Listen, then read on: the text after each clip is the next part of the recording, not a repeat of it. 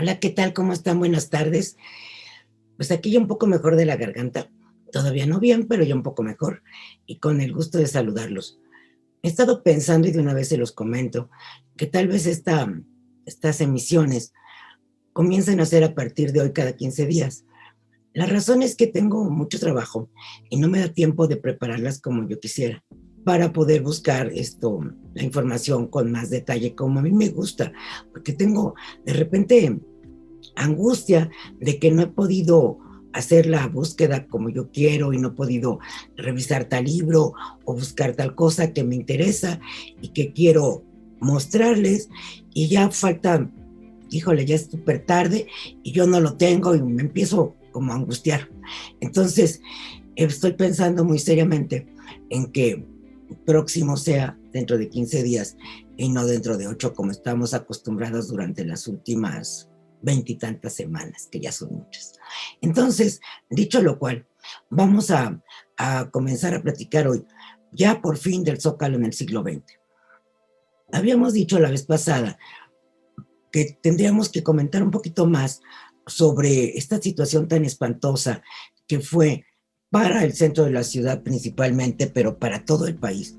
Estos años del hambre que nació México fue en 1915, pero en otras partes del país fueron los años posteriores, en donde la escasez, la carestía, la, híjole, este acaparamiento de lo poco que había por los comerciantes, que en algunos casos, como en la Ciudad de México, fueron incluso apedreados y multados, y gobierno que entraba, gobierno que salía, daba órdenes, decretos, esto obligaba a estos comerciantes a abrir sus tiendas, a vender, a aceptar la moneda que ellos traían, porque ya habíamos platicado cómo cada, cada ejército traía su propia moneda, pero a todo esto hay que agregarle que en 1918 llegó la influenza española. La mal llamada influenza española, porque en realidad surge en Estados Unidos, pero en España tuvo una, ¿qué podríamos decir? Un apogeo, ¿no? Fue donde más personas se tienen registrados que murieron y se le dio por llamar influenza española. Este libro no se los había recomendado y aunque ya no estamos en la feria del libro, sí les quiero comentar este libro de Alan Knight sobre la Revolución Mexicana. Así se llama, La Revolución Mexicana, del porfiriato al nuevo régimen constitucional. Son 2 tomos. Es uno de los libros, creo que más completos. De ninguna manera me atrevo yo a decir el mejor o el más documentado, pero yo sí estoy verdaderamente segura que es uno de los más completos y sobre todo mejor documentado, que no se basa en dichos, sino en documentos. Yo tuve la oportunidad de conocer al autor y me sorprendió mucho la claridad de su memoria, porque ya tenía tiempo de haberlo escrito en inglés y luego se tradujo a finales de los 90, a mediados de los 90, ¿no? Sí, en el 96 se tradujo al español. Son 2 tomos muy bien documentados, insisto, con una cantidad de fichas y de notas y de mapas y de referencias impresionante y que yo sí les recomiendo mucho tener a la mano, porque puede ser un libro muy útil de consulta para hablar de la revolución. En este libro solamente les quiero comentar algo muy general. Él no se detiene mucho en el año del hambre o en los años del hambre, pero dice algo que verdaderamente sintetiza bien toda esta etapa y aclara lo que se vivió. Dice, otro signo de los tiempos eran las filas y los tumultos para conseguir comida. Una de las primeras en padecer, víctima de los vaivenes de ejércitos rivales, fue la Ciudad de México. A principios de 1915, se saquearon tiendas y mercados. 2 cantineros españoles casi mueren linchados. Andar por las calles con una bolsa llena era incitar al robo. Cuando había existencia de alimentos, a veces gracias a las medidas de alivio que tomaba el gobierno, podía haber más violencia. Un niño murió aplastado en una fila para conseguir pan. En mayo de 1915, más de 200 mujeres se desmayaron cuando 10,000 personas se juntaron para recibir raciones de comida. Al final, la policía los dispersó a balazos. Escenas parecidas se vieron en la provincia durante 1916-17. Grandes filas se formaban ante las tiendas en Mazatlán antes del amanecer. Los comerciantes de Monterrey, temerosos de la chusma, cerraron y aseguraron sus negocios. Los mismos temores había en Sonora. La Cámara de Comercio de Guaymas fracasó en su intento de traer 85,000 pesos de alimentos desde Sinaloa por el colapso de los infalsificables. Se refería a los billetes. También en otros lugares se presentaron los tumultos que se veían venir. En pueblos del interior de Yucatán y en frontera Tabasco, la turba saqueó comercios españoles y chinos. Las autoridades, por las que el pueblo sentía un profundo rencor, no se ocuparon de evitar el ataque ni de recuperar lo robado. Y así se sigue narrando lo que pasaba en otras ciudades del interior.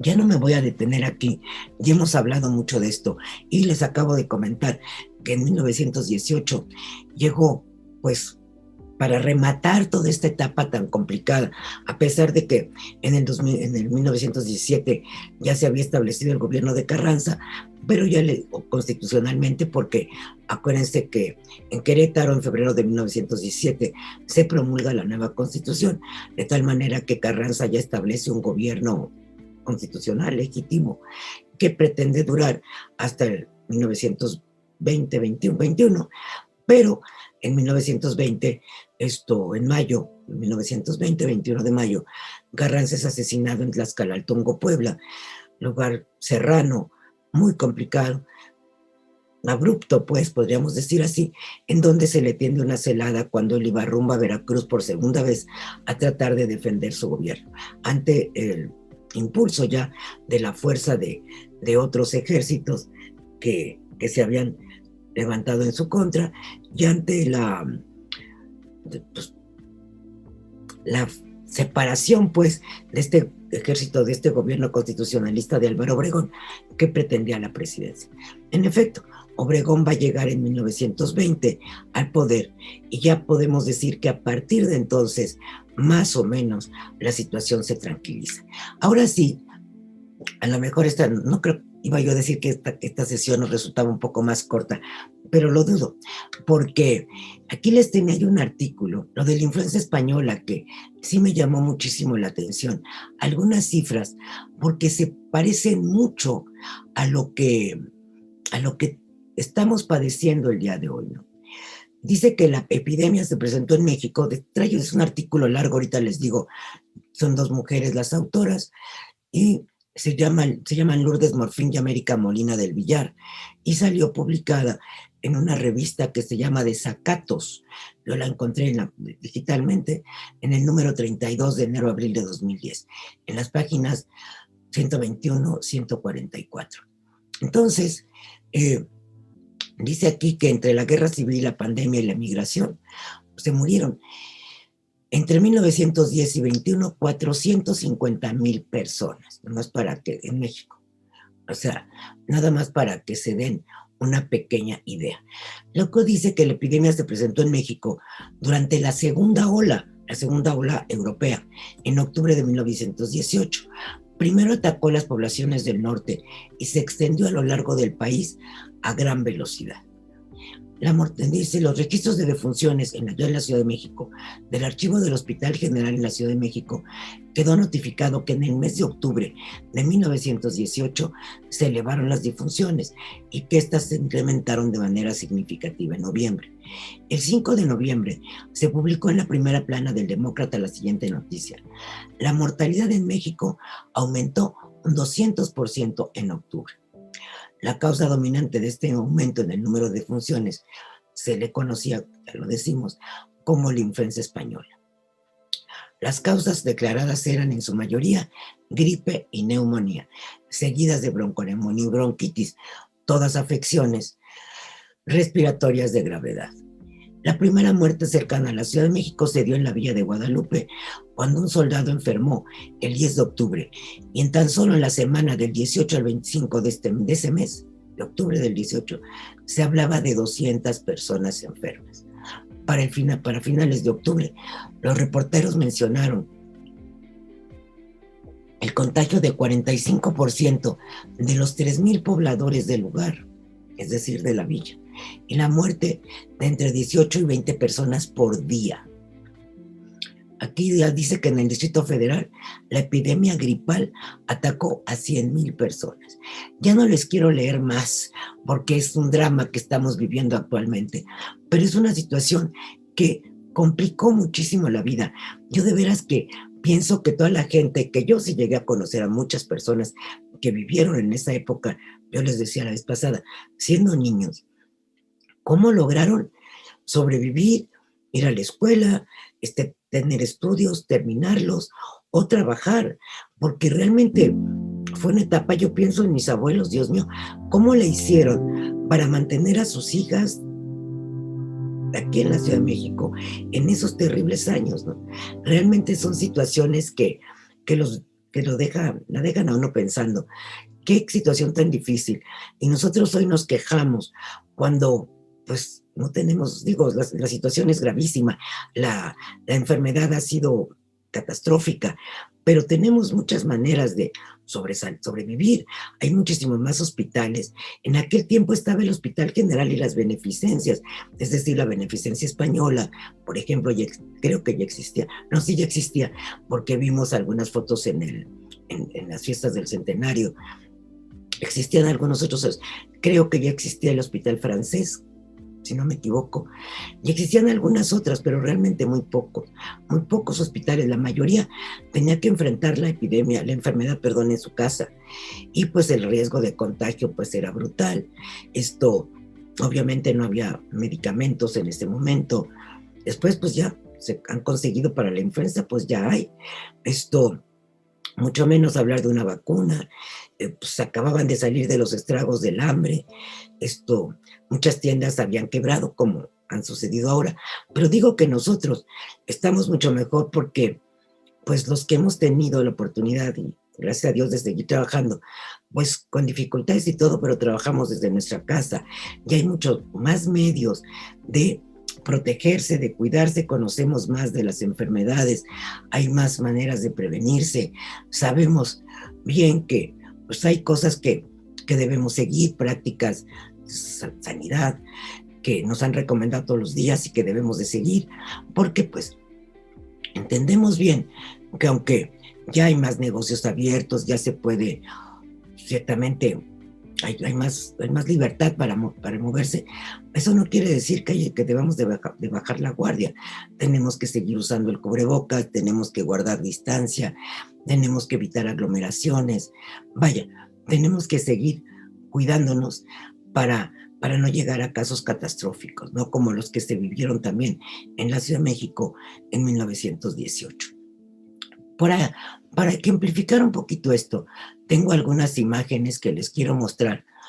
Es que ya no les conté que la semana pasada tuve que grabar en 2 partes, porque según yo estaba compartiendo la pantalla y lo que había hecho era pausar la grabación. Y yo me seguía, hable y hable. Y después, ¿a qué les cuento a qué horas me dormí ese día? Pero bueno, ahora sí, antes de ver otras fotos, ¿se acuerdan que la semana pasada vimos una foto de la entrada de los zapatistas a la ciudad y comentamos algo de las mujeres, de cómo las mujeres iban a pie, caminando junto a los hombres que iban a caballo? Esta foto todavía me pareció más desgarradora. Esta mujer va sola, ni siquiera va en grupo, va sola, y todos los hombres a caballo, y lo más normal es que esta mujer con su canasta, que yo no sé qué tantos de ustedes han cargado canastas, pero la verdad es que la canasta se encaja, como es de este mimbre pues duro, se encaja. Yo me acuerdo la última vez que compré una canasta, yo muy feliz en el mercado. Dios santo, conforme la iba llenando, ya no aguantaba yo el brazo, ni la mano, ni sabía cómo llevarla bien. La tengo porque me encantó, pero no la vuelvo a usar para ir de compras. Y en ese tiempo, pues no había obviamente otra cosa. Sí había seguramente bolsas de yute, pero estamos viendo que para transportar alimentos, lo que la mujer lleva en la mano derecha es una canasta. Y me da la impresión de que aquí carga otra cosa del lado izquierdo. Y los señores ven muy normal, y posa incluso de que va hasta el frente, posa para la cámara, mientras esta mujer agobiadísima va, digo, se le ve la cara de agobiada y me quiero imaginar que sí, así estaba. Va cargando la canasta para alimentar a su Juan, como decían entonces, que iba en esta caravana. Aquí tenemos algunas fotos de la carestía. Son muy chiquitas y me van a disculpar, pero aquí vemos las rejas muy probablemente de la catedral, no estoy segura, con la gente. Pero estas fotos, vamos a decir, muestran siempre personas de clase baja, pobres, niños pobres. Y la verdad es que la carestía se sintió a todos los niveles. La semana pasada les leí algunas partes de esta obra que se llama La Ciudad de México durante la Revolución. Y quiero que sepan que el autor narra en su texto que su propia hija, que ellos no eran de la gente más humilde del país, de la ciudad, su propia hija murió de hambre, su hija recién nacida, porque su esposa ya no tenía leche para darle de comer. Y en las tiendas, por supuesto, como ya les dije, todo cerrado, no había que comer. Entonces todas las clases sociales padecieron. Aquí está otra, aquí se ven de nuevo gente humilde, gente pobre, cargando unas latas aquí, haciendo fila para, y aquí esta señora cargando un bebé, para poder obtener algo de comida, de esos que de repente el gobierno daba, ¿no? Esto no sé qué es. Otra imagen de, esto ya debe de verse un poco durante la influencia española, porque estos niños se ven un poquito mejor vestidos, pero las que les están sirviendo llevan una especie de cubrebocas, que me llama mucho la atención. Y esta es una última que encontré, también de niños pobres, pero me llamó la atención mucho que aquí diga vacuna. O sea, claro, no había tantas vacunas como ahora, y no piensen que era la vacuna para la influenza, pero las vacunas contra la rabia, contra la viruela, pues ya existían, y de alguna manera en ese lugar se aplicaba.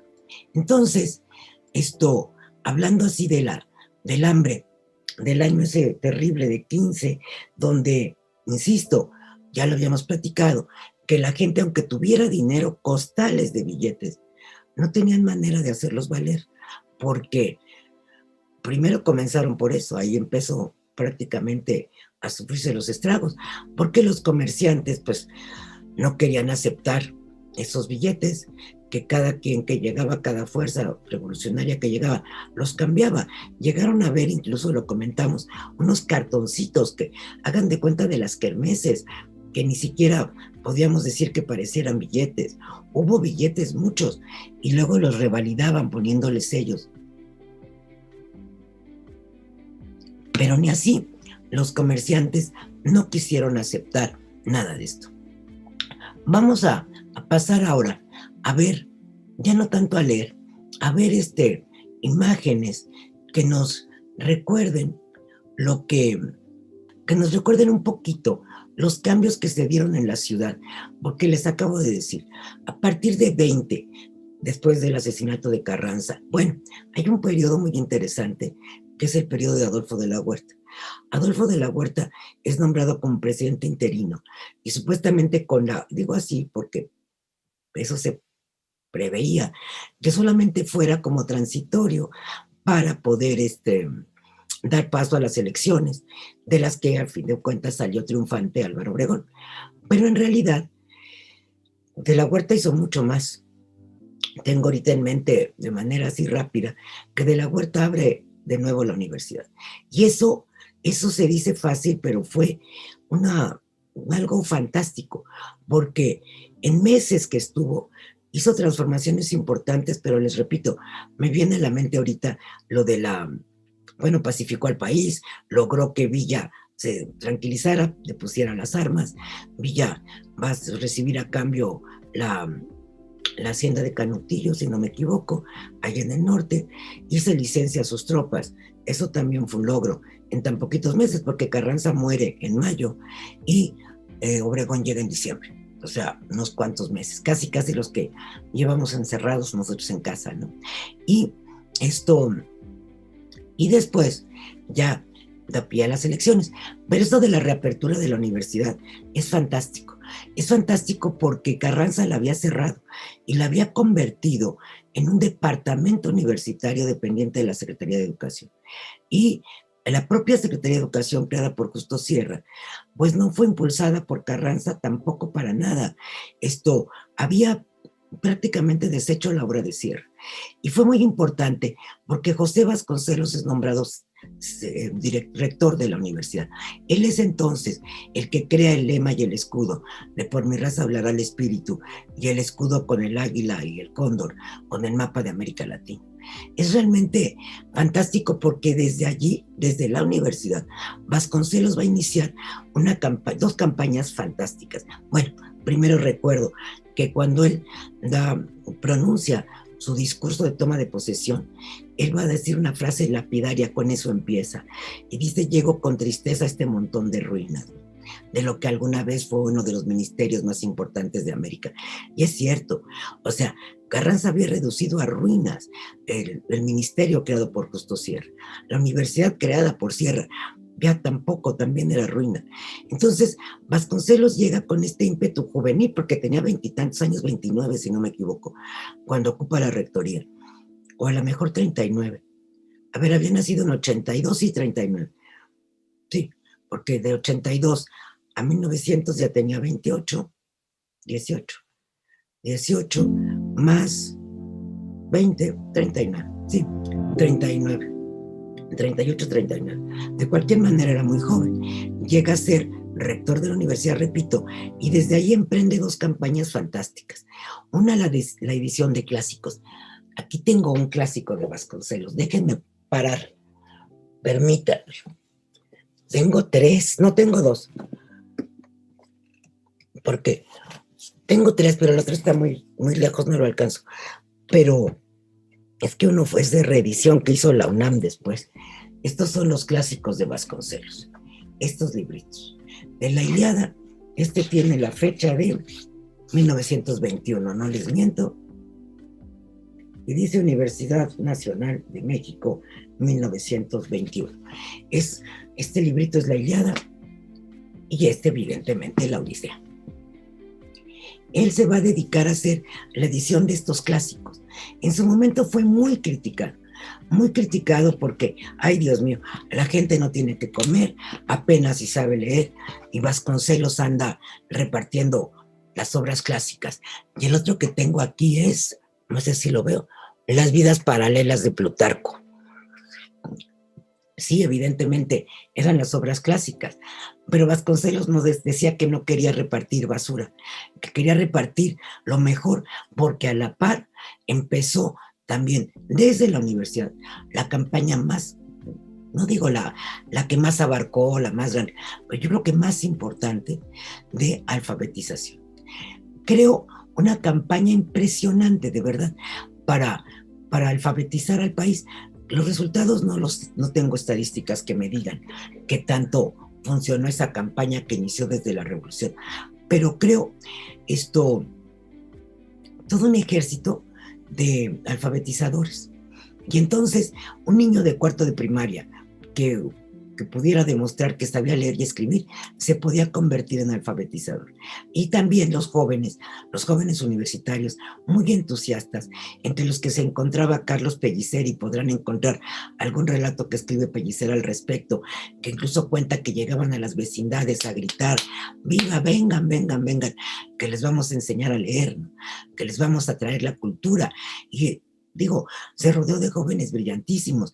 Su secretario particular entonces fue Jaime Torres Bodet, que después llegó a ser 2 veces secretario de Educación y fue director de la UNESCO. Entonces, gente como esta tan valiosa, cerca de Vasconcelos, hicieron una obra muy importante, y eso fue durante el periodo de la Huerta. Estabilizó la moneda, hizo muchas cosas, les repito, muchas cosas importantes que vale la pena recordar. Y recordar un personaje que después, como tiene problemas con Obregón y Calles, de los cuales había sido compañero, yo diría que hasta compadre, no estoy segura, pero casi, ¿no? Pues eran muy, muy, muy cercanos. Cuando tiene problemas con ellos por la reelección de Obregón en el 28, para el periodo 28-32, se va al exilio. Y fíjense qué maravilla. De la Huerta vive en el exilio, en Estados Unidos, dando clases de música, porque era cantante y sabía cantar y cantaba ópera. Entonces él vive en el exilio dando clases de música y de canto principalmente. Eso me parece, bueno, así como de ensueño, que un expresidente, exrevolucionario, en el exilio, peleado con Obregón y Calles, nada menos, haya podido vivir de lo que sabía hacer, además de luchar y de haber sido presidente de la República. Acaba dando clases de música muy dignamente y regresa después de años, cuando, si no me equivoco, es Manuel Ávila Camacho el que reúne a todos los expresidentes en una imagen de unidad post-revolucionaria. Pero es muy interesante la vida de la Huerta y sí los invito a que lo vean, a que lo lean, a que busquen, sobre todo, qué fue lo que hizo de la Huerta, Adolfo de la Huerta, y gobierna de mayo a diciembre de 1920. Convoca elecciones, les repito, llega Álvaro Obregón al poder y gustosamente para este país se lleva a José Vasconcelos como secretario de Educación. De hecho, la Secretaría de Educación tampoco existía. O sea, era un departamento universitario, ya les dije, y que dependía, pues es que ni siquiera era como tal la Secretaría de Educación de Sierra. Prácticamente Vasconcelos la crea. O sea, en tiempos de Carranza, el asunto educativo había caído a niveles bajísimos. Entonces, Vasconcelos crea una nueva Secretaría de Educación, que es la que sobrevive hasta ahora. Por eso el año que entra vamos a festejar el centenario de la Secretaría de Educación Pública. Y él dice que va a federalizar la enseñanza. Si lo vemos fríamente, la centralizó porque hizo que en todos los estados del país se siguiera el mismo plan de estudio, se contara con una reglamentación general, porque en tiempos de Carranza y desde antes también, gracias al tema de la federalización, muchos de los estados o todos los estados tenían sus propias normas educativas.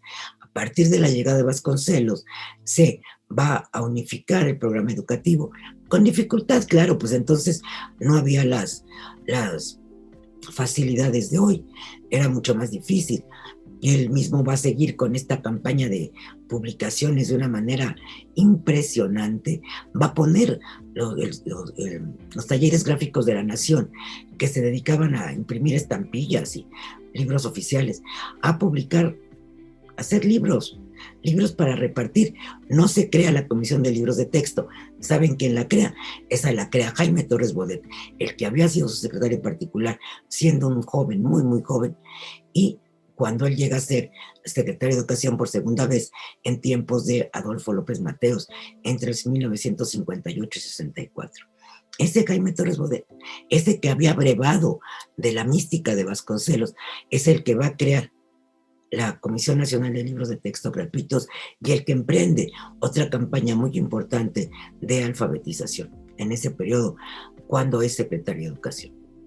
Entonces, tenemos a un Obregón, que ya les comentaba yo la vez pasada, de que no obstante que fue un tipo al que se le pueden achacar también cosas siniestras y horrorosas, matón pues como muchos de los revolucionarios,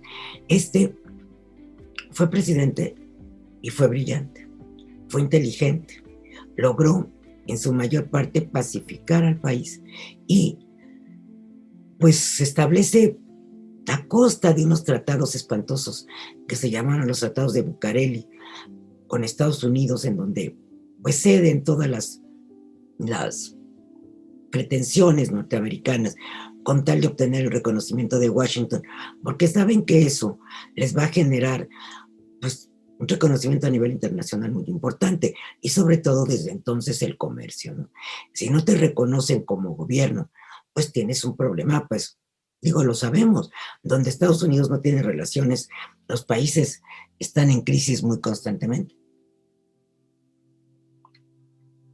Entonces, Obregón, de eso no soy experta, pero en el tema de los tratados de Bucareli, pero son unos tratados ominosos, en donde tiene que reconocer, por ejemplo, a las compañías petroleras extranjeras, mismas que después van a ser desconocidas por el presidente Cárdenas gracias a la expropiación, pero en ese momento tiene, a pesar de lo que ya dictaban las leyes emanadas de la Constitución de 1917. Entonces, búsquenlos por ahí, los famosos tratados de Bucareli, que sí son complicados, pero con eso logra el reconocimiento de Estados Unidos. A Obregón también le toca lo que nos va a tocar, si lo esperamos todos, a nosotros el próximo año, para festejar nosotros el bicentenario de la consumación de la independencia. A Obregón le toca festejar el centenario de la consumación. Estuvo muy lejos, estuvieron esas fiestas, de ser algo parecido a lo que había sido el centenario de 1910 con don Porfirio. Esto fue muy diferente, fue muy distinto, tuvo condiciones, pues, además complicadas, estaba tratando de organizar el país y para eso también, pues, gracias a las ventas petroleras, no obstante que estaba en manos de empresas extranjeras, pues dejaban muy buenos impuestos. Entonces, México producía mucho petróleo y lo empezó a producir más en estos tiempos en que ya el país se empezaba a pacificar o estaba pacificado. Entonces, ya Carranza se había deshecho de Zapata, entonces digamos que no había habido ya no había mayores levantamientos, hubo algunos todavía hasta los 30, y luego viene en el inter entre Obregón y los años 30 con el presidente Cárdenas, que se levantó Luciano Cedillo, no, Luciano no, ese es otro, perdón, una disculpa, el general Cedillo, esto contra el gobierno de Cárdenas, pero en el Inter pues tuvo la terrible, que ya hemos platicado también, guerra cristera. Esa fue fuerte, pero la economía no se vio tan afectada como con los años de la revolución y con, pues sí, hay que decirlo, con la influencia española.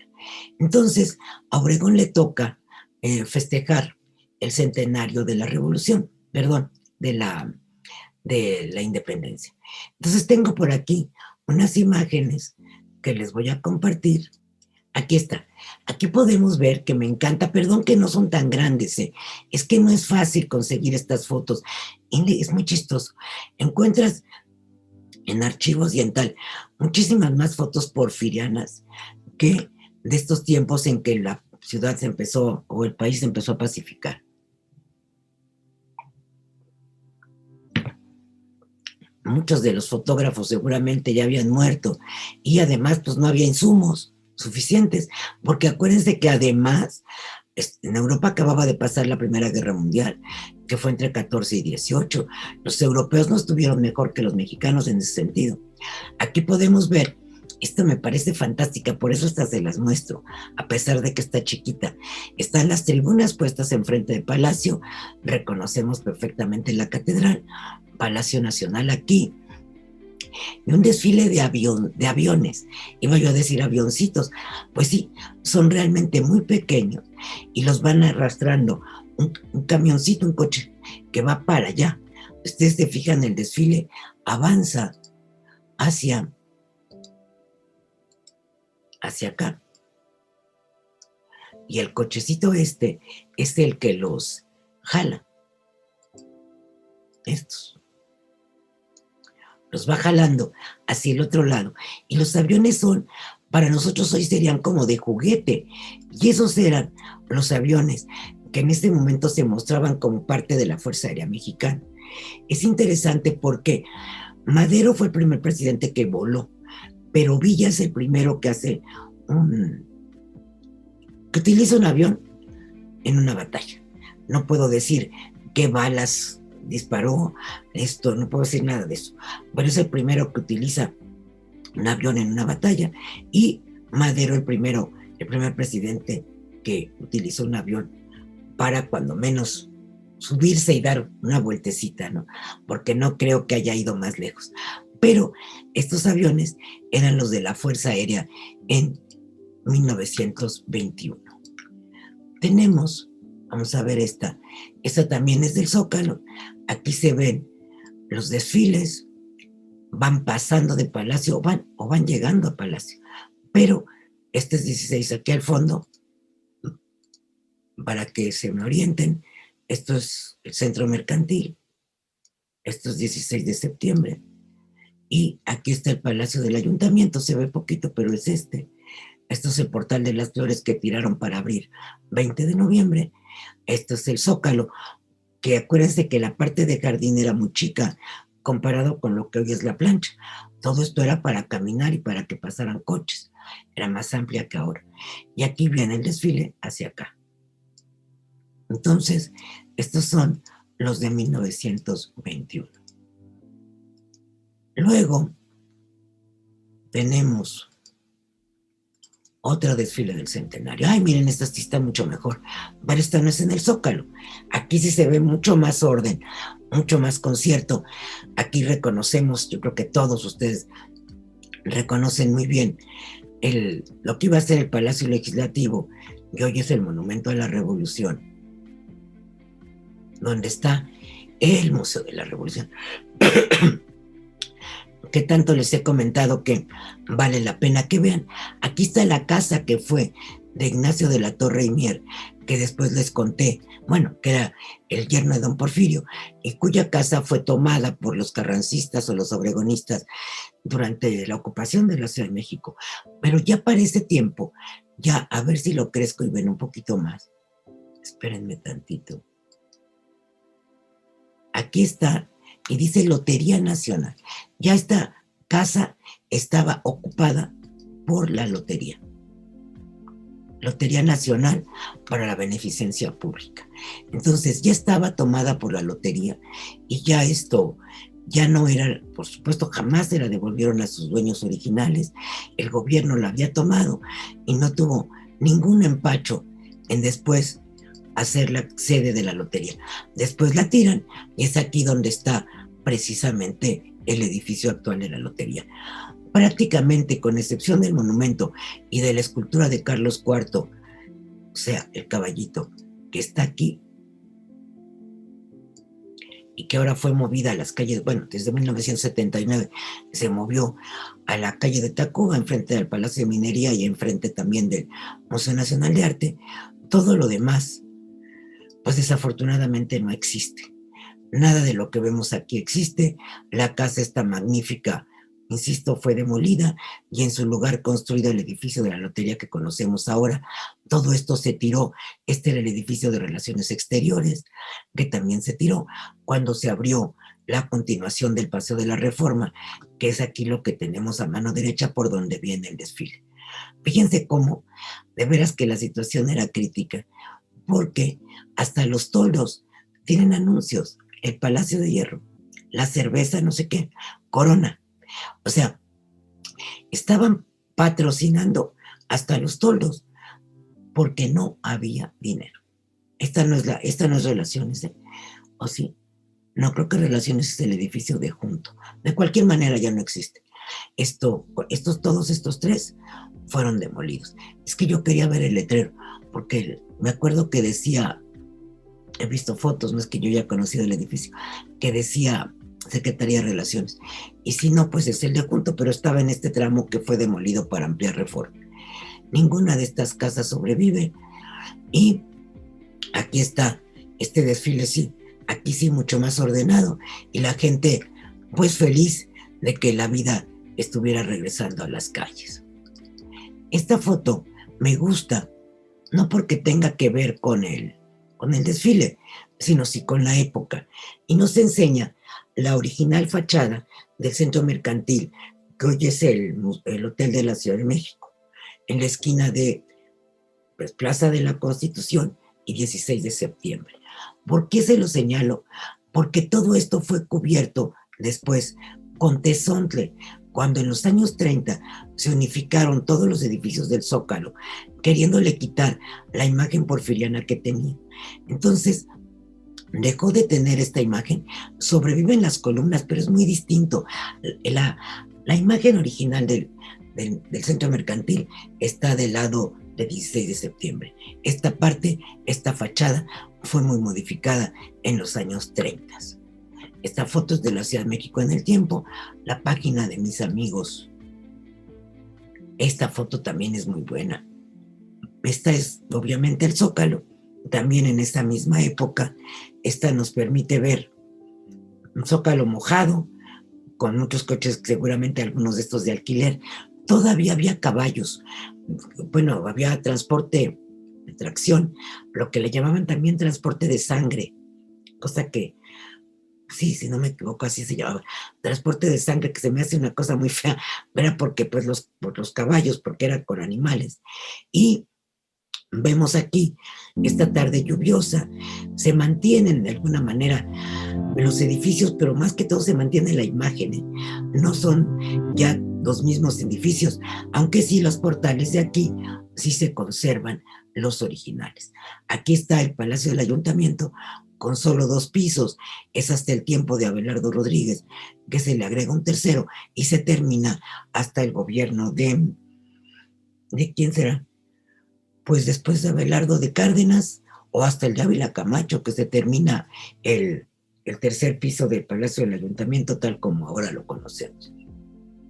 Pero esta foto me gustó mucho y también corresponde a los años 20.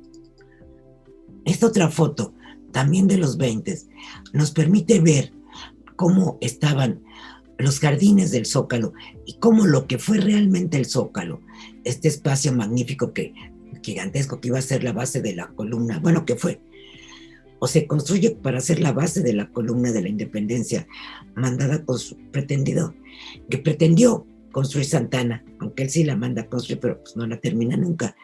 Esto ya se había, ya no tenía el kiosco, ya nada más, ya se había cubierto de pasto y tenían figuras así como de flores de lis.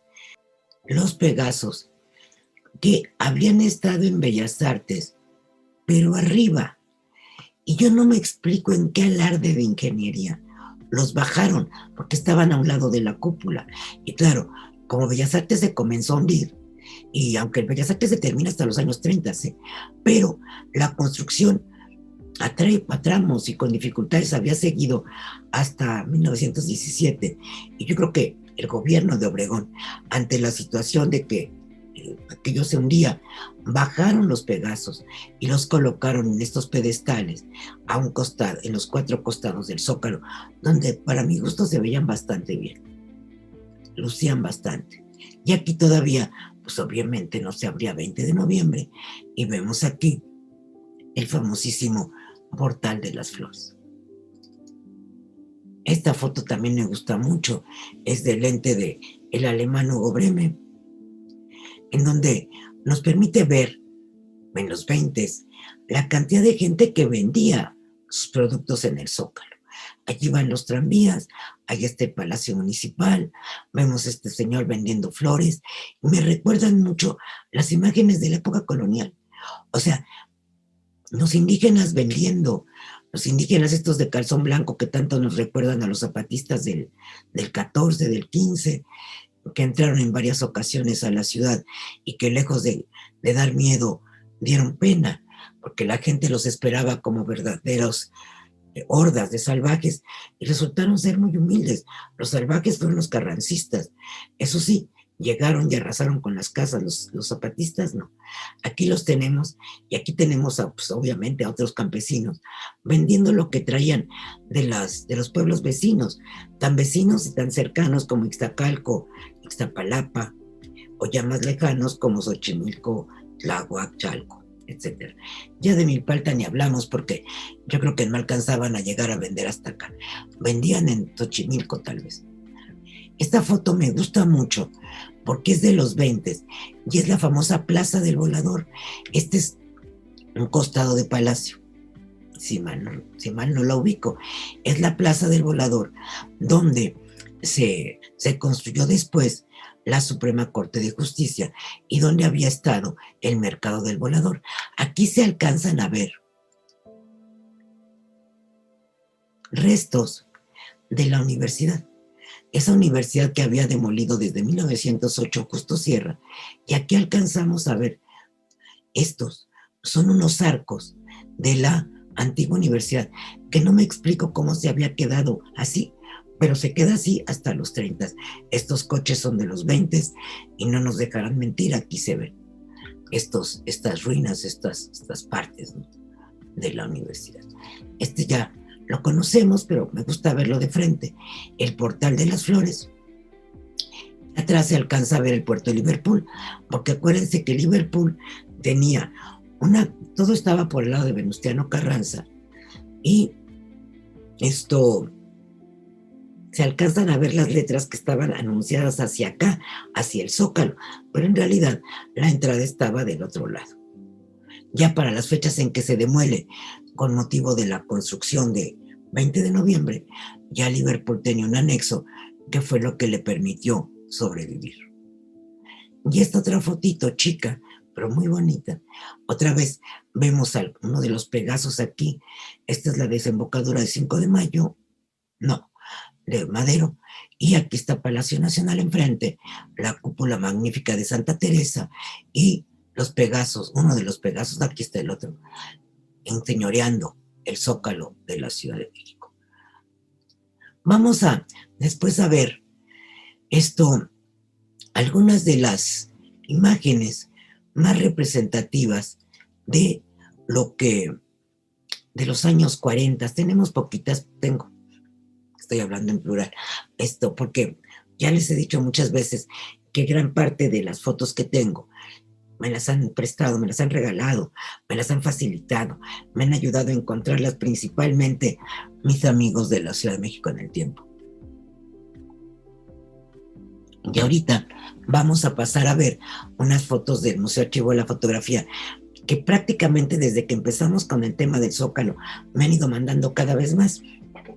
Entonces, esas se las voy a enseñar juntas después. Pero tengo aquí unas que, si no me equivoco, me hizo favor de pasármelas Carlos Villasana, de la Ciudad de México en el tiempo, de el Zócalo en los 40s, que son magníficas porque tienen color. Y fíjense dónde se estacionaban los coches.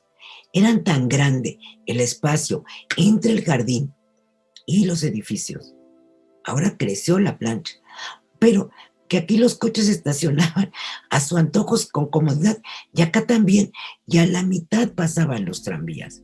Entonces era un lugar hasta cierto punto apacible. Yo creo que todos los que están ahí, los coches de los que están allí, pertenecían a gran parte de la gente que trabajaba pues en Palacio, en el edificio del ayuntamiento y en lugares cercanos. Era fácil dejar el coche en pleno Zócalo y dirigirte a tu trabajo. Qué a gusto, había pocos coches, los que están aquí se ven buenos automóviles, no se ven así corrientes ni viejitos, se vende. Este está un poquito más viejito, como de los 30, pero muy bueno. Aquí tenemos pues algunos automóviles, yo diría que prácticamente último modelo, y la gente pues caminaba tranquila porque no se ve que hubiera mucho tráfico. Acá al fondo, frente a Palacio, se ven varios camiones, pero yo veo a la gente caminando muy tranquila, sin siquiera voltear a ver si venían coches. Hoy ya parece que podemos hacer esto. Tenemos que estarnos cuidando, y además, insisto, pasaba el tranvía, aquí se paraba, aquí la gente se va a subir. Entonces era ir al Zócalo con palmeras y con jardines. A mí me sigue encantando verlo así. Me encantaría que regresara a ocupar. Y fíjense el panorama. Obviamente no había edificios tampoco, hoy hay tantos en esta parte de la ciudad, pero se alcanzaban a ver las montañas por todo el horizonte.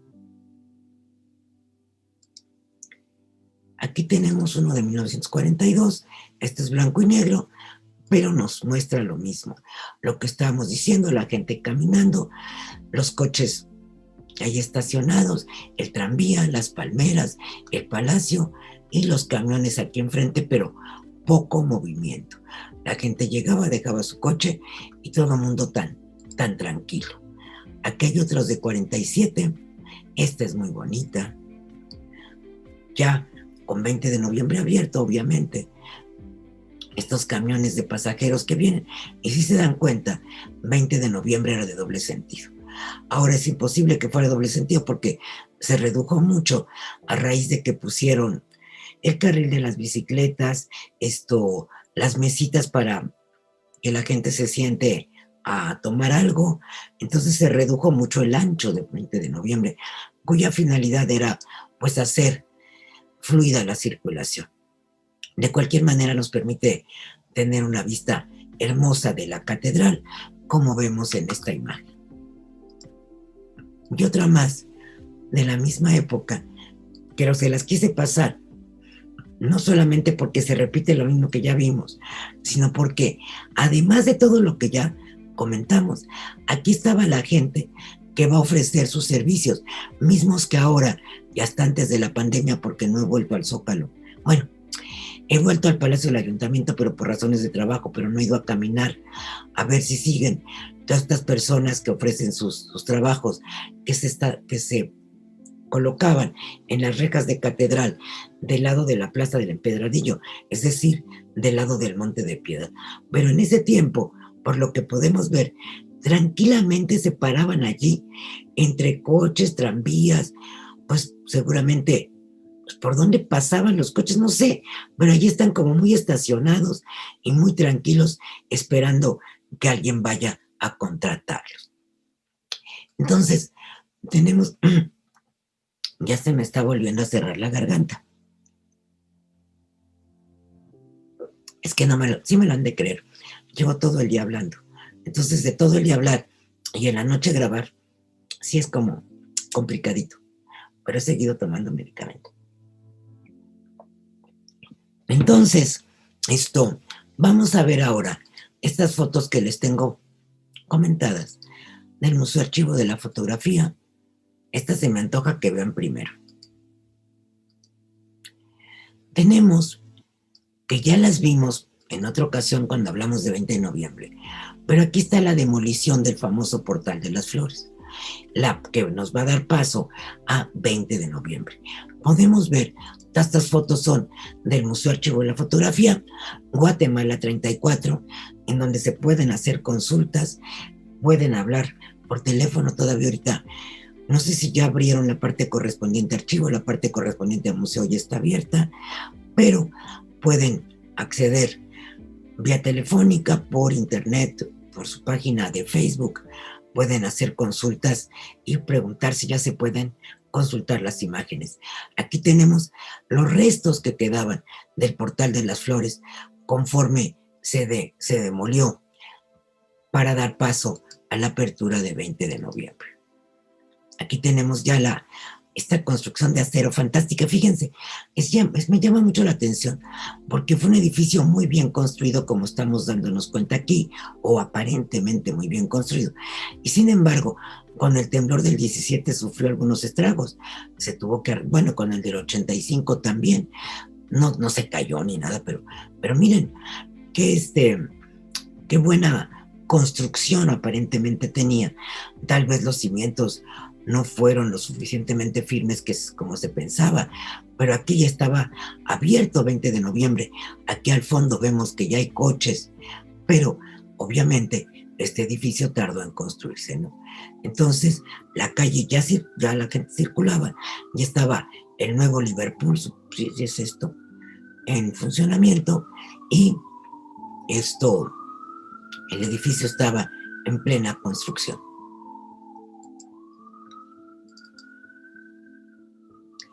Aquí, esto es previa, aquí todavía vemos abriendo, ya está abierto 20 de noviembre y está aquí Liverpool, pero todavía no se empezaba a construir y el Zócalo seguía siendo un remanso de paz fascinante. Otras iguales aquí, ya la demolición total, pero no ha comenzado la construcción del edificio. Insisto, muy pocos coches circulando y ya estamos en los 40. Otra foto de la construcción, que vemos la cantidad de acero que se utilizó y para levantar este edificio que en aquel momento debe de haber llamado muchísimo la atención. Esta construcción aparentemente tan sólida. Aquí otra vez antigua, es atrasada. Aquí todavía no está abierto 20 de noviembre.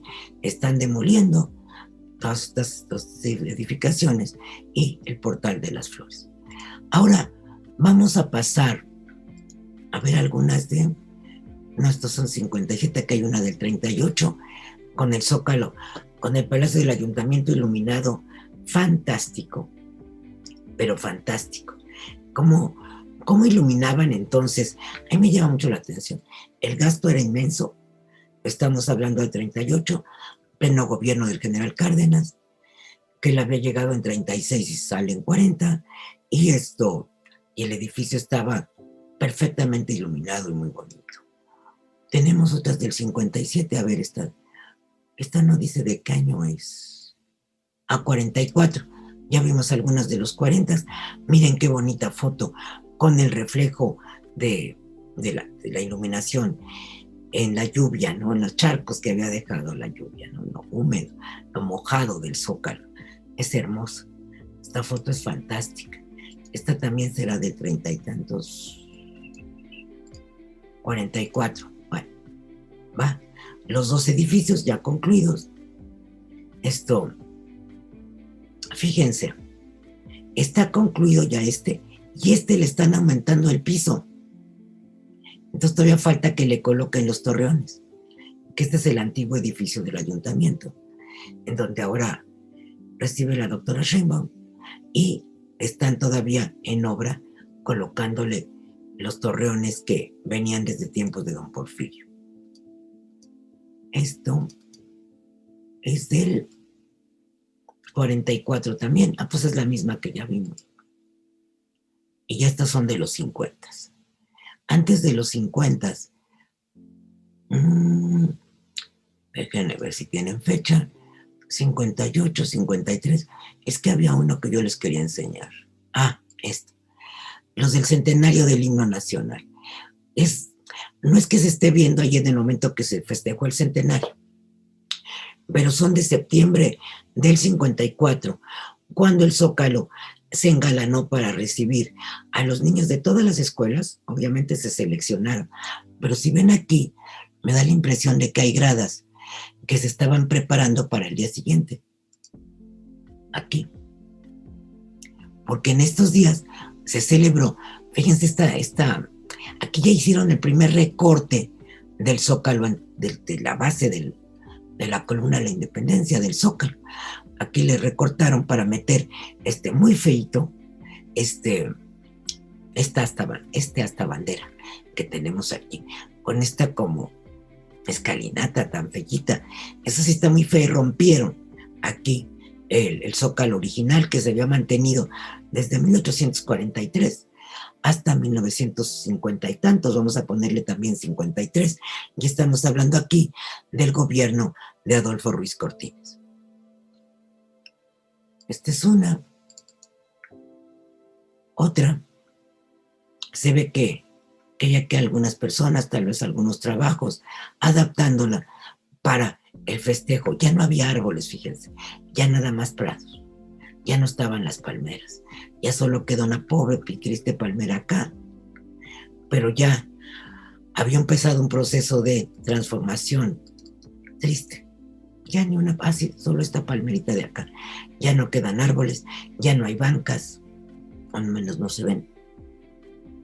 Aunque creo que después le vuelven a poner algunas, porque he visto algunas fotos que me dan la impresión de que son posteriores, pero ya la gente está sentada en las fuentes, estas fuentes que ya comentamos alguna vez, que ahora están en el Jardín de las Artes Gráficas, en la Colonia de los Doctores, pero ya la gente está sentada, pues aquí o acá, porque ya no tienen bancas, ya no hay árboles, ya no hay sombra.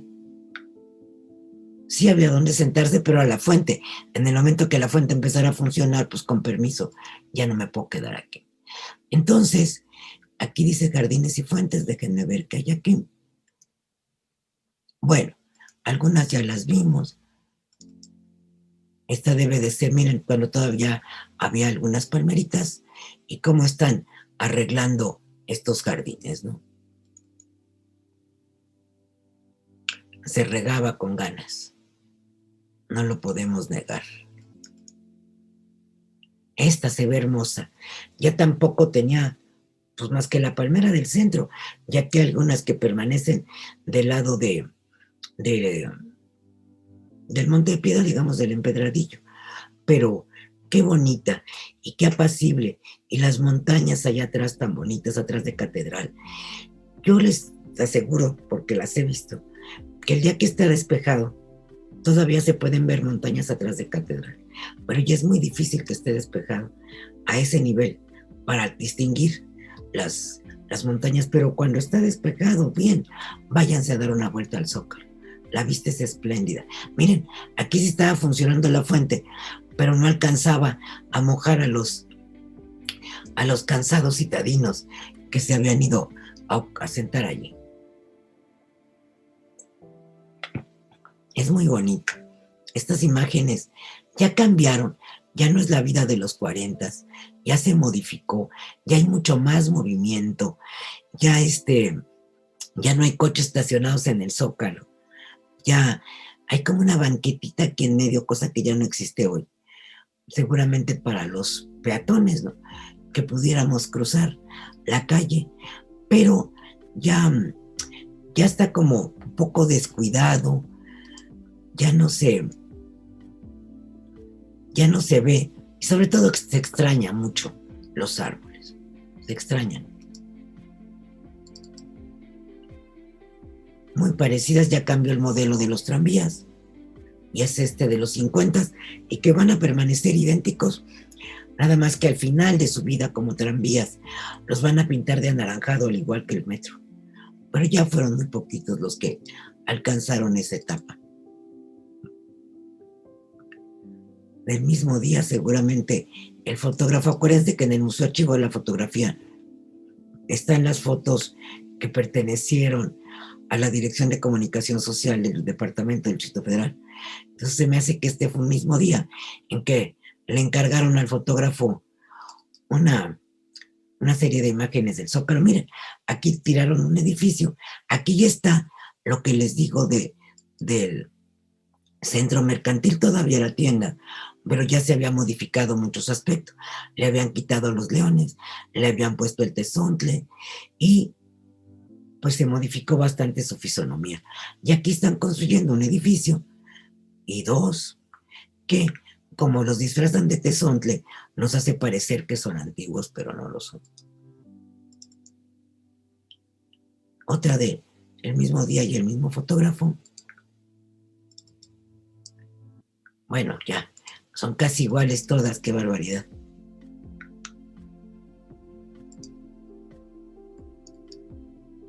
Esta, uy, pero esta se me coló aquí. Esta es de 1905, cuando estaba lleno de jardines los alrededores de la catedral. Esta se coló. Se vino donde no debía de estar. Está igual. Y esta también es muy antigua, pero se las enseño porque es bonita y es apacible.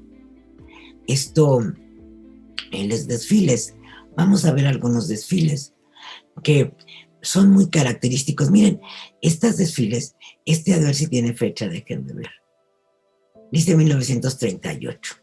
Fíjense cómo están desfilando en patines. Es 20 de noviembre. Acuérdense que antes, ahora ya no hay desfile. No sé si, no creo que 20 de noviembre. El año pasado sí hubo, pero el presidente decidió hacer un desfile histórico de la revolución. Antes, el 20 de noviembre, desfilaban deportistas y aquí vemos a estas parejas de patinadores de ruedas. Me parece fantástico. Estaba construyéndose todavía el edificio de acá, el nuevo.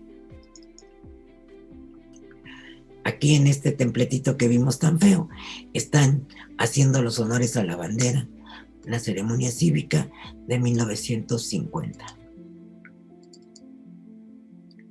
Ay, no, bueno, estos niños de las escuelas me parecen fantásticos, siempre me han parecido increíbles, pero pobrecitos porque los llevan a las ceremonias cívicas del Zócalo y han de haber acabado desmayados muchos de ellos.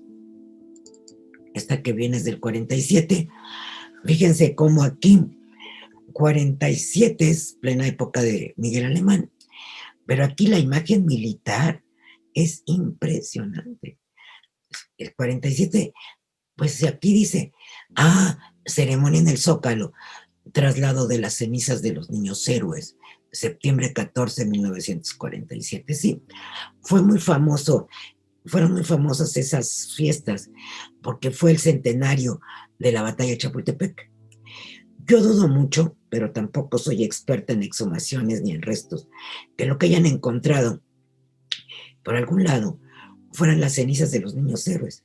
Estoy convencida de que existieron esos héroes, esos niños, cadetes, y que murieron más de los 6 que conocemos, y que otros muchos más lucharon.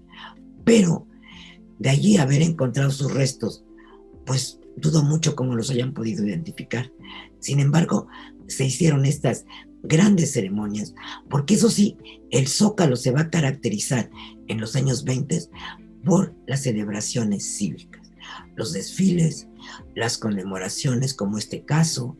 Vean la cantidad de soldados que están rodeando esta tribuna donde debe de haber estado el presidente, en donde se hizo el traslado de las cenizas de los niños héroes. En su misma época, cuando se, se hace el monumento que hoy conocemos, precisamente el monumento a los niños héroes. Este es mayo del 41, gobierno de el general Manuel Ávila Camacho.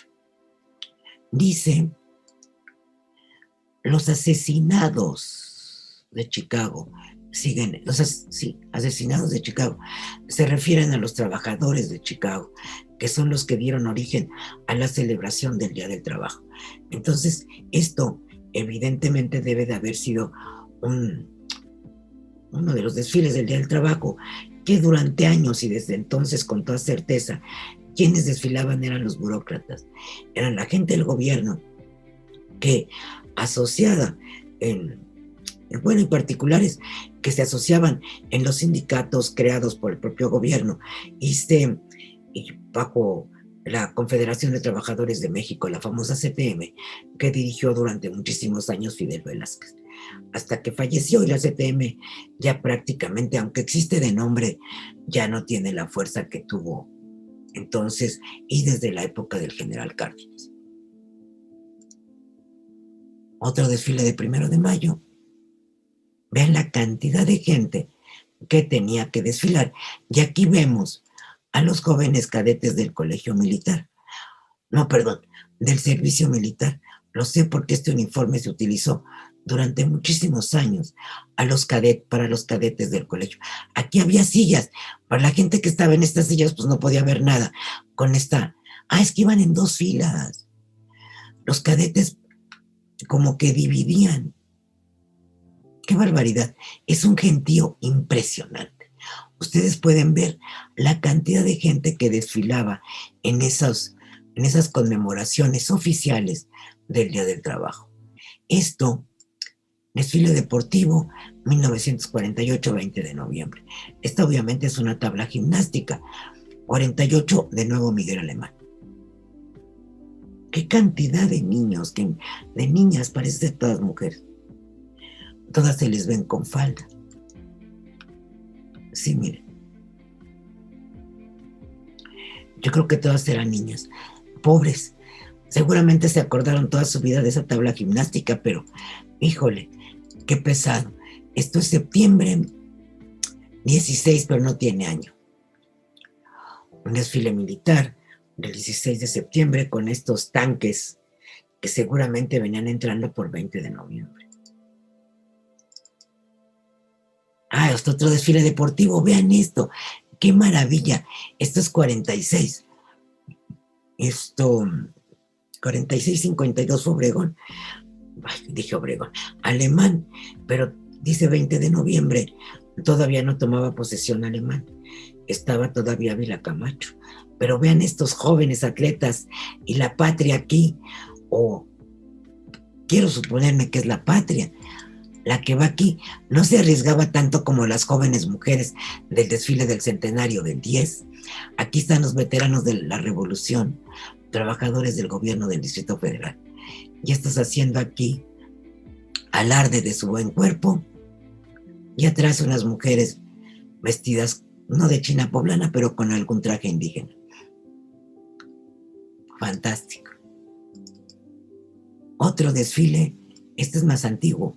No, dice 46, del 20 de noviembre, pues es el mismo día. Todavía con Ávila Camacho. ¡Qué bonito! Todavía desfilaban muchos caballos, por eso pensé que era más antiguo. quiere decir que el ejército no estará mal fechada. Me late que sí. Incluso por el uniforme de, no, pero aquí hay un fotógrafo ya con una cámara que se distingue más moderna. O la vestimenta incluso del fotógrafo, pues sí, ya podría ser de los 40. Pero los carros estos de caballos, ¿y qué tal el desgaste de estos pendones de Palacio? ¡Qué barbaridad! Están desgastadísimos. Aquí están mejores, pero aquí lo que no logro distinguir es quién está presidiendo, porque eso nos daría la clave. Pero no distingo a ninguno. Mejor ni aventuro nada. ¡Ay, qué bonito! Esto es, no dice fecha, pero aquí van mujeres como enfermeras, me da la impresión, y venían entrando por 5 de mayo. Pero esto es anterior. Aquí todavía tenía la fachada original, el centro mercantil, y todavía no se construían esos edificios que vimos que se estaban construyendo en los 50. O sea que este debe ser también de los 30, vean los coches. Sí, este es como de los 30. Y es una ambulancia, vean nomás esa ambulancia, qué fantástica. Qué bonito desfile. Claro, agotador para las que desfilaban, pero qué bonito se ve. Otra, también de mujeres, igual me parece, no sé, no, estas son atletas. Aquí van con un arco y una flecha. Estas son mujeres que eran deportistas. Tampoco tiene fecha, pero creo que más o menos también será de los 20.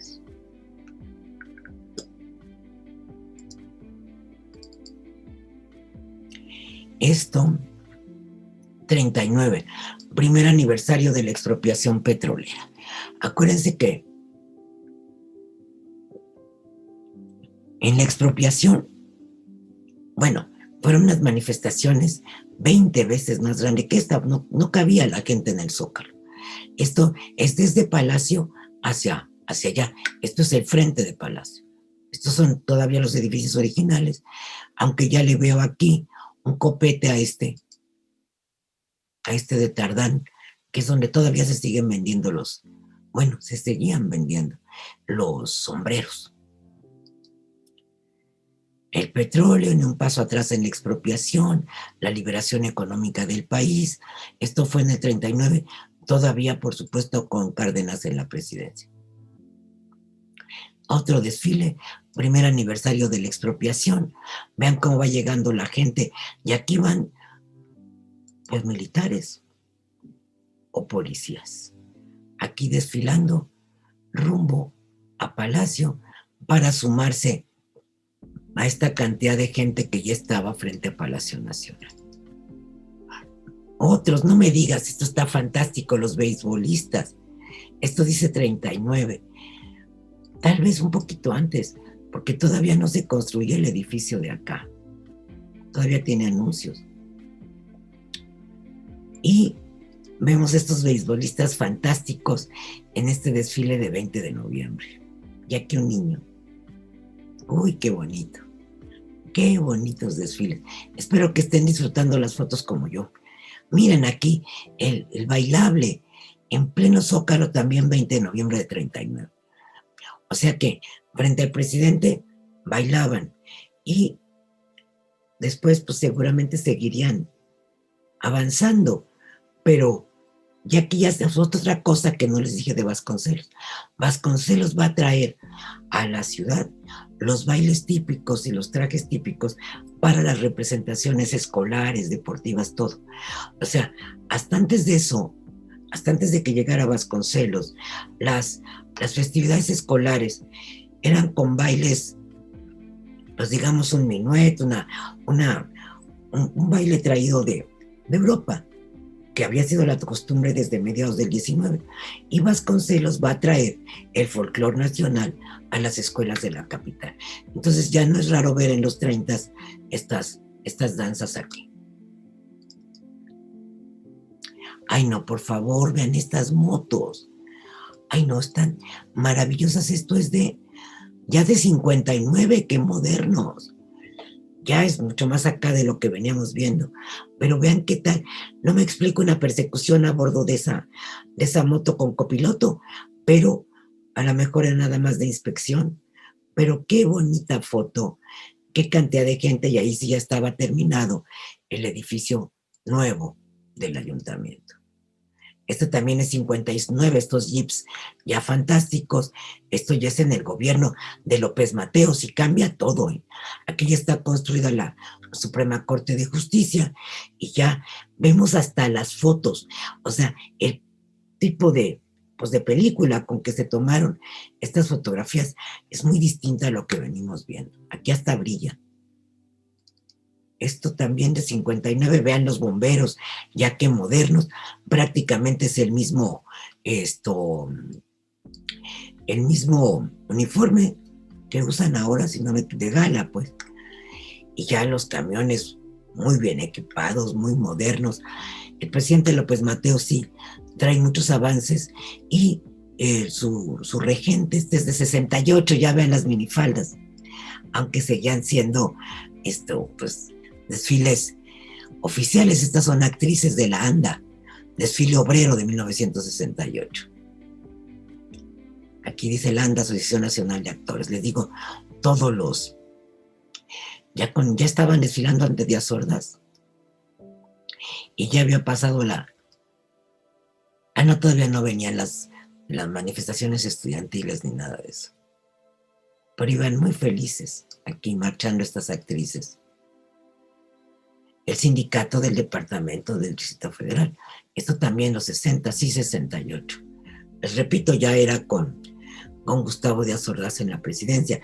Atrás viene el Sindicato Único de Trabajadores del Gobierno, el Comité del Distrito Federal, Comité Ejecutivo General. Sí, ya. Pobrecitas los buenos recorridos que se aventaban estas chicas que marchaban. Y estos trabajadores, también de 68, Parques y Jardines, Sindicato Único de Trabajadores del Distrito Federal. En el 68, hace 52 años y un poco más, que iban desfilando estos señores por aquí, los trabajadores de Parques y Jardines. Vamos a ver ahora las obras de 1958, las que transforman por completo el Zócalo, las que nos van a quitar para siempre, bueno, espero que no para siempre, pero del 58 para acá, cuando el jefe del departamento del Distrito Federal era Ernesto Pedro Churtu, que verdaderamente transformó la ciudad de manera brutal. O sea, le hizo unos cambios terroríficos y aunque mucha gente debe de haberlo festejado, sí, la fisonomía de la ciudad se transforma y demolió muchísimos edificios que todavía sobrevivían de épocas anteriores. Y aquí ya vemos cómo habían construido otro tipo de inmuebles. Este es el Monte de Piedad, este sí sobrevive, pero en toda esta cuadra que va de Madero a 5 de Mayo. Y cómo están trabajando para crecer la plancha ya sin jardines. Vean cómo, ay, qué tristeza cómo se fueron yendo todos los jardines, se fue transformando de manera brutal, se fue todo. Se fue toda la nostalgia, se fue hasta la palmerita que había quedado aquí, solita. En otras épocas se empezaron a colocar estas planchas de cemento que hoy conocemos. Ya ni qué les digo, lo están viendo. Qué nostalgia, ¿eh? Yo no sé si la gente de entonces lo disfrutó, que quitaran todo y que se transformara de esta manera, y sí se borró, ya se borra completamente el Zócalo, la marca o la base de la antigua, de lo que iba a ser la columna. Mira nada más, ya está casi como lo vemos hoy.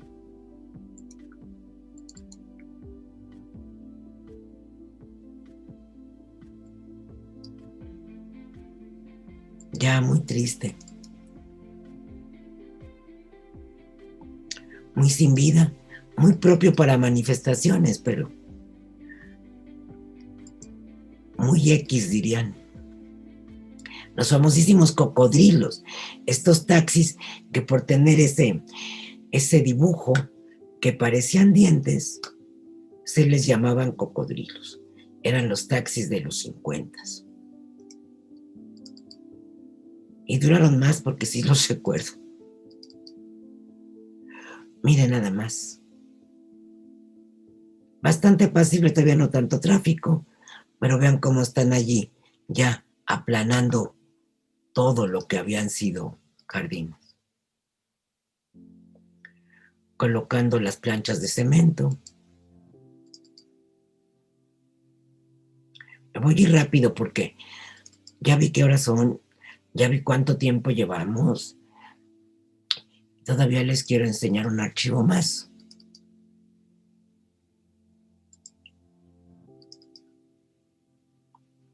Vean aquí la gente rodeando, porque ha de haber sido el principio de las obras. Cuando iban a empezar, todavía aquí se ve algo de pasto. No sé si estaban dando alguna explicación, pareciera, ¿verdad? Miren aquí, qué triste. Los vestigios todavía se alcanzan a ver aquí. Estaban levantando las vías para que ya el tranvía no llegara aquí. La gente como que yo estaría llorando, yo creo que si me hubiera tocado ver eso. Y estos aprovechando lo que quedaba todavía de esta escalinata donde estaba la bandera, aprovechando para leer el periódico junto a los tubos y el camión constructor y la cantidad de tierra, ¿no? Pero así somos, nos adaptamos a todo. Esta ya la habíamos visto o es casi igual. Van a levantar las fuentes siquiera no la... Miren, todavía quedaba esta pobrecita triste y esta de acá. Palmeras me refiero.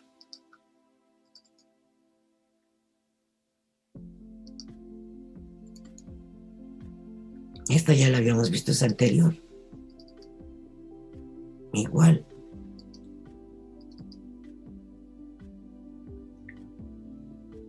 Pues sí, la gente debe haber llegado con los zapatos polveados de tanta tierra. Miren qué imagen tan desoladora. Y pues ya nos dejó el zócalo que tenemos hoy. Y ya por último, vamos a ver la construcción del metro, que todavía le da más en la torre al zócalo. Porque ustedes saben que pues se construye por abajo. Entonces, uno no piensa, pero es una realidad. ¿Qué? Me voy a tomar una pastillita, espérate. Ay, está muy dura. Es una realidad que pues dañó bastante las estructuras de alrededor del Zócalo, la construcción del metro. Aquí todavía están apenas unas marcas de lo que va a comenzar a ser esa construcción. Igual. Ah, ya está, ya es el metro terminado.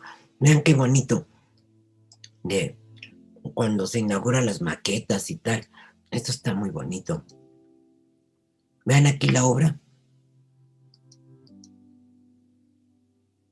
Todo esto. Vean la cercanía con Palacio. Yo sé que los ingenieros mexicanos son muy buenos, pero híjole, sí estaba complicado.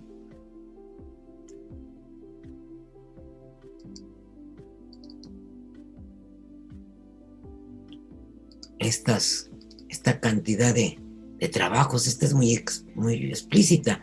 Vemos, porque además nos damos cuenta de cómo siguió por acá hasta la calle de Guatemala, y pues también esos edificios de la calle de Guatemala se vieron sumamente afectados, esto con el temblor del 85. No, bueno, imagínense todo el tiempo pasando por aquí. Aquí ya prácticamente está cerrado. Miren dónde habían colocado una hasta bandera. Ay, qué cosa tan rara esta foto, está muy extraña. Pero bueno, así estaba en este momento. En el 70, dice aquí. No tengo ni idea.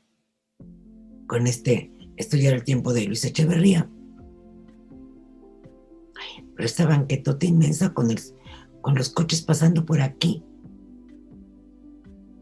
Cuando todavía iban para acá ya se había terminado la estación. Ya seguramente el metro en el 70, pues sí, claro, era una realidad absoluta. Habían hecho como esta gran banqueta intermedia. Qué cosa. Antes de entrar a Palacio. Sí. Y el Zócalo entonces de la bandera estaba prácticamente en el mismo lugar, pero separado por esta plancha y estos coches que atravesaban.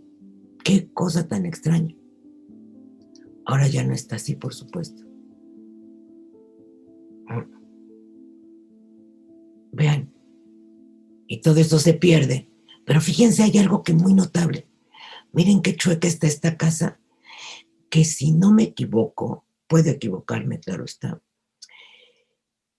Iba a decir que no, es una de las casas que destruyen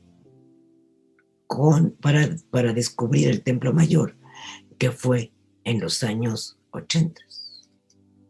A finales, miren qué preciosidad.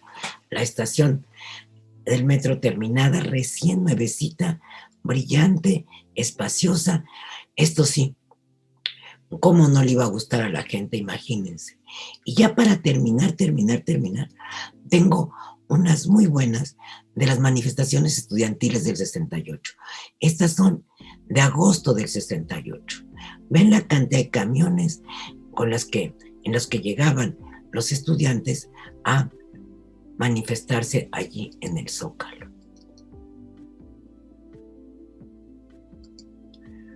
Acuérdense que comenzó desde julio y esta es la famosa manifestación estudiantil del 13 de agosto, que fue en la noche. Si no me equivoco, fue cuando llegaron los tanques. Esta fue en la tarde.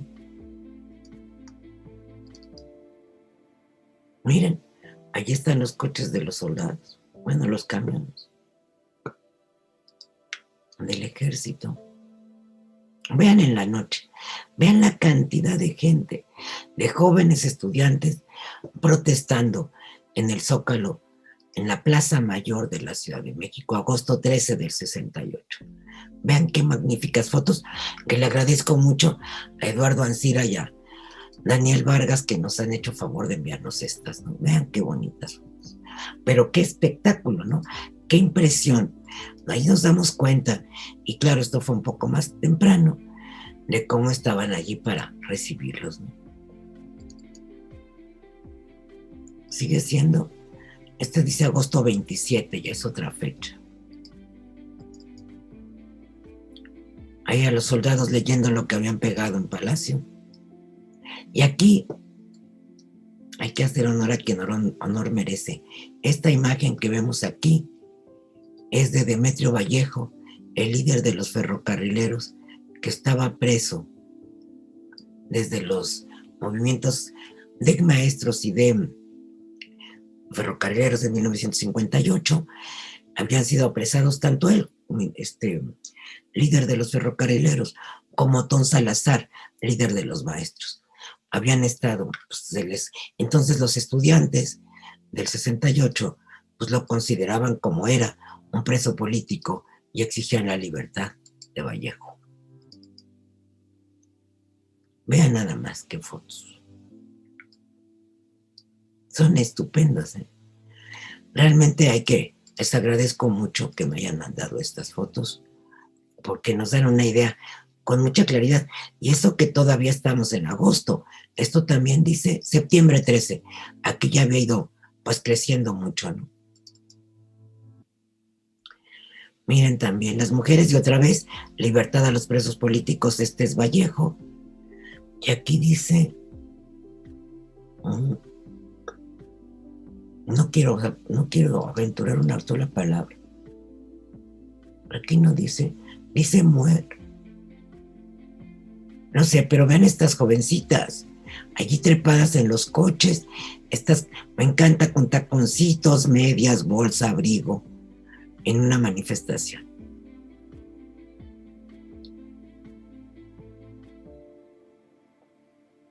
estos jóvenes acá,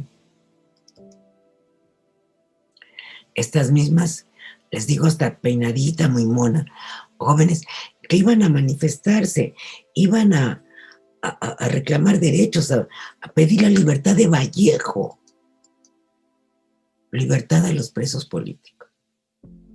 Eran unas niñas. ¿Cuántas de estas habrán caído el 2 de octubre en la Plaza de las Tres Culturas? Estos jóvenes, libertad a los presos políticos en un camión del Instituto Politécnico Nacional. Haciendo alarde de equilibrio, porque este todavía se da el lujo de tomar. Si este camión arrancaba, ya aquí ven esta mujer asomándose a la ventana. Qué buena imagen. Qué buena imagen. Estos jóvenes UNAM y PN, los jóvenes estudiantes del 68, los que fueron brutalmente reprimidos el 2 de octubre. Esto es del agosto 27 otra vez. Esto es lo que no pudo soportar el gobierno. Esta es la famosísima foto que dio la vuelta al mundo de prohibido prohibir. Libertad y sexo, prohibido prohibir.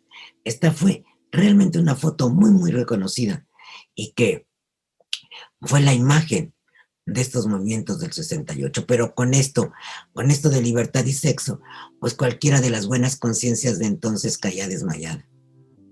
Otra vez la misma. Apoyo, este es del INA, el sindicato del INA, los muchachos del INA, Escuela Nacional de Antropología e Historia. Esta ya es moderna, esta es del 87, esta va dedicada a los jóvenes del 87, por eso me llamó la atención porque aquí decía CEU, esta ya no es del 68, esta es del 87.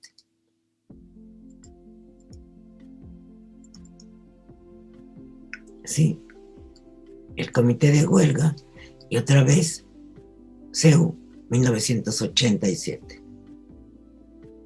Muchos jóvenes que ya habían vuelto a las calles.